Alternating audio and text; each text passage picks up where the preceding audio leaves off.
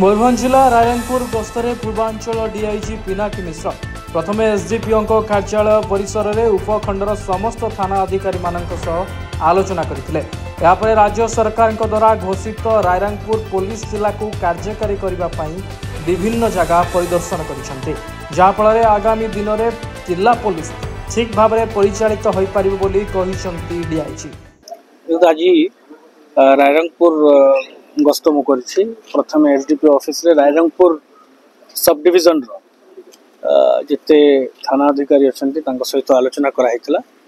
मुख्यतः आपराधिक मामला एवं थानार कार्यकारिता एवं अन्यान्य जो एडमिनिस्ट्रेटिव मैटर अच्छी पुंखानुपुंख भाव में ये डिस्कसन कराइला। एडिशनल एसपी एसडीपीओ समस्त थानार थाना अधिकारी माने जोग देथिले। तापरे जेहेतु रायरंगपुर गोटे नुआ पुलिस जिला हिसाब से ऑलरेडी सरकार डिक्लेयर करचंती तार आनुषंगिक व्यवस्था ये गस्त मुझे एवं आज एसपी सहित एवं अन्य जिते उच्च पदाधिकारी अच्छा सहित मिसी आम विभिन्न जगह बुली देखू जोटा आनुषंगिक व्यवस्था ठीक करने जमती आगामी दिन में जितेबले भी नुआ पुलिस जिला कार्यकारी हम ठीक भाव में परिचालन। धन्यवाद। Bureau report.